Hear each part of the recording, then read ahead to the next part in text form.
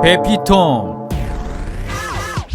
先日、パーフェクトクソ助っ人と題して4人紹介しましたが、本当はもう1人いたんです。ただ、調べれば調べるほど、その選手だけ、レベチのクソであることが明らかになっていき、これは一本にまとめきれないということで、今回の動画を作成する運びとなりました。そのクソ助っ人の名は、ペピトーン。ペピトーンは超大物メジャーリーガーとして日本にやってきましたが、来日すりゃいなや、常人離れしたサボり癖が発動し、欠場を連発。2度の無断帰国の末、クビになると、アメリカ球界からも締め出しを食らい、その後は、あらゆる犯罪に手を染めるクソ人間で、元巨人ミセキ、元ソフトバンクペニーが可愛く見えるほどのクソっぷりだったんです。そう、彼こそがプロ野球史上最悪のクソ助っ人。そこで一つの疑問が生じました。史上最悪のクソ助っ人、ペピトーンは一体何をしでかしたのか。というわけで今回の動画は、プロ野球史上最悪の助っ人、ペピトーンを紹介したいと思います。野球中継を見るような感覚でご覧ください。ではどうぞ。メジャー時代、ジョー・ペピトーンは、1962年に名門ニューヨークヤンキースに入団。契約金 2.5 万ドルを全て使い果たす散財ぶりと、激しい女遊びでマイナーに落とされる破天荒な一面を覗かせますが、めきめきと頭角を現し、2年目にはファーストのレギュラーに定着。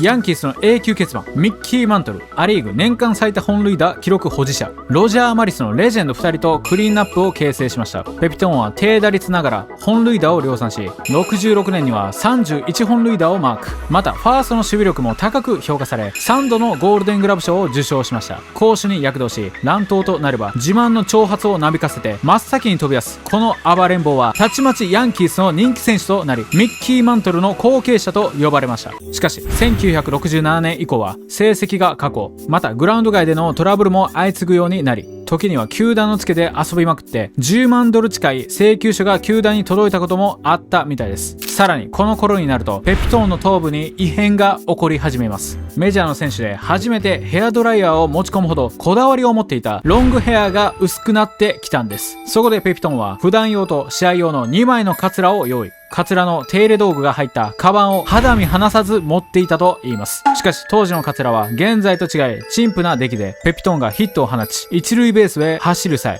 ヘルメットを投げ捨てるとカツラまで一緒に飛んでいってしまい、慌てて取りに行ってアウトになったり、当時の同僚ジム・バウトン氏によると、国歌斉唱で帽子を取るときに一緒に取れてしまうハプニングもあったとのことです。ただ髪がどうなろうと素行不良は相変わらずで、とうとうヤンキースも手に負えなくなり、1970年にトレードでアストロズに放出されます。ペピトーンはアストロズでも酔っ払って試合に臨み、オールスター期間中の練習をボイコットするとシーズン途中でクビに。その後カブスに拾われると、ドローチャー監督のお眼鏡にかないレギュラーに定着し復調しました。しかしこの頃になると精神安定剤に溺れるようになり、翌年には成績が急降下。さらにドローチャー監督も辞任したことで後ろ盾を失い、73年途中にブレーブスに放出されます。ブレーブスではわずか3試合に出場しただけで6月にクビ。とうとうペピトーンは行き場を失ってしまいました。来日。当時のヤクルトアトムズは球団創設初年度の1950年から72年までの23年間で B クラス22回、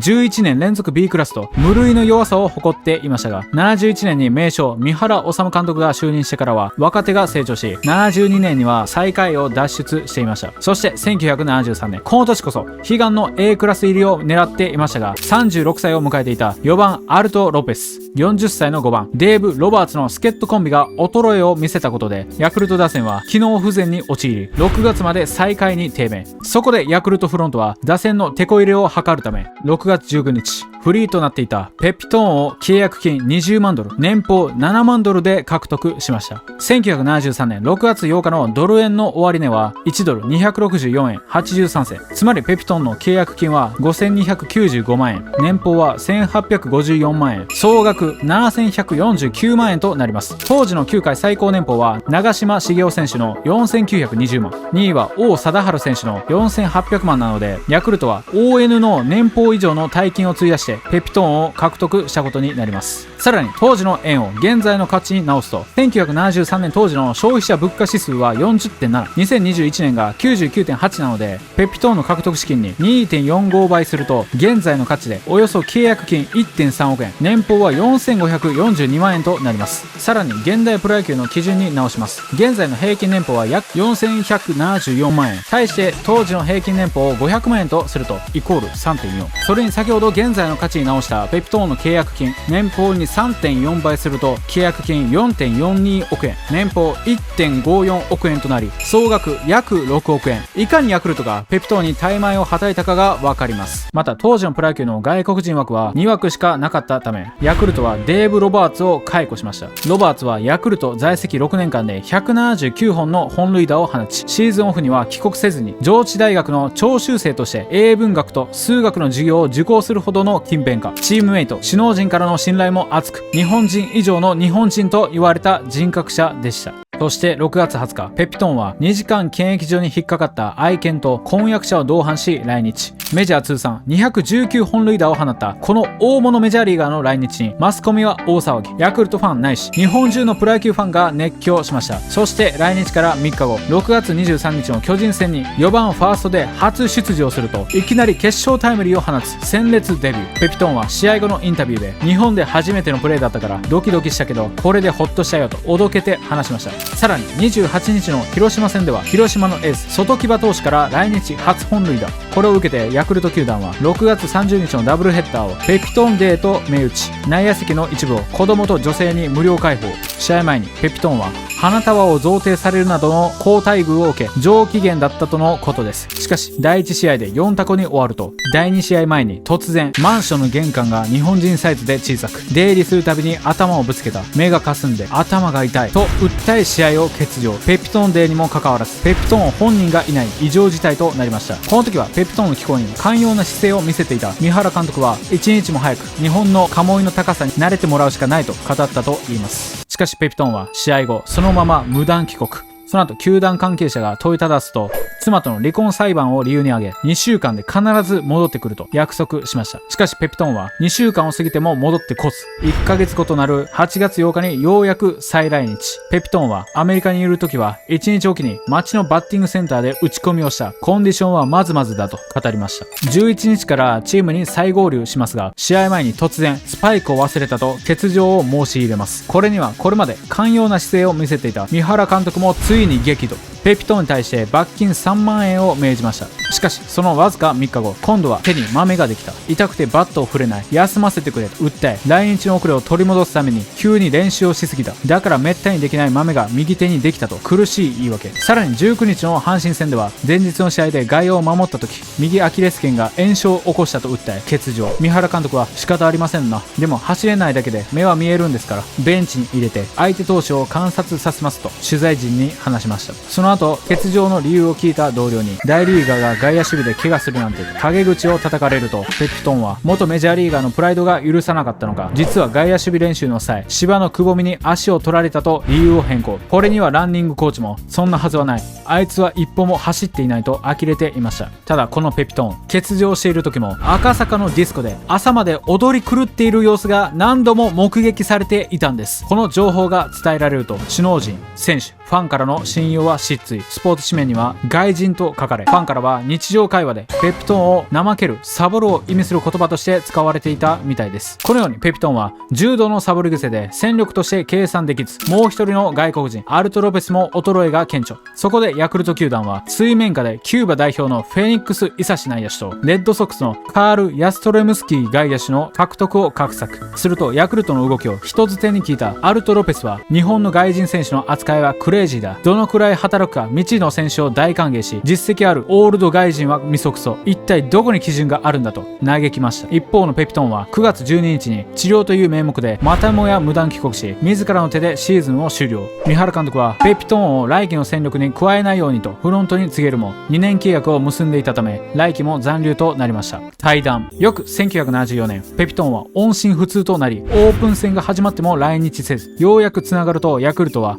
3月15日までに来日しなければ契約解除すると通知。するとペピトンは昨年来日した時の超過荷物料金と愛犬の空輸代を要求。これには球団も憤慨し、結局15日までに来日しなかったため、3月20日ヤクルトはペピトンとの契約を解除しました。わずか14試合の出場、打率1割6分3厘、ホームラン1本2打点、大枚をはたいて獲得するも全く成績を残せず、また、あまりの素行の悪さから、ペピトーンは日本プロ野球史上最悪の外国人選手と言われました。このペピトーンの数々の問題行動は、日本球界全体の関係者、ファンを激怒させ、一時は球界ファン全体に元メジャーリーガーの外国人選手を日本球界から排除すべきという排斥論が蔓延していました。ペピトーンは契約解除された後、ニューヨークタイムズのインタビューで、日本について物価が高い、言語が通じない、マンションのドアの高さが131センチなどと盛大なディスりをかまし、この記事を見た太平洋クラブライオンズのマーティ・キーナート企画室長は、あんな奴はアメリカ人の面汚しだと激怒。その後、キーナート企画室長は、タイムズ紙とメジャー全球団に反論文を送りつけたことで、アメリカ球界でもペピトーンの数々の問題行動が広く知られることになり、またペピトーンのせいで日本球界全体に元メジャーリーガー外国人排斥論が広がっているという衝撃的な情報が各方面から伝えられました。これを受けてロサンゼルスドジャースのピーター・オマリー会長は、日米球界の関係悪化を大変憂慮し、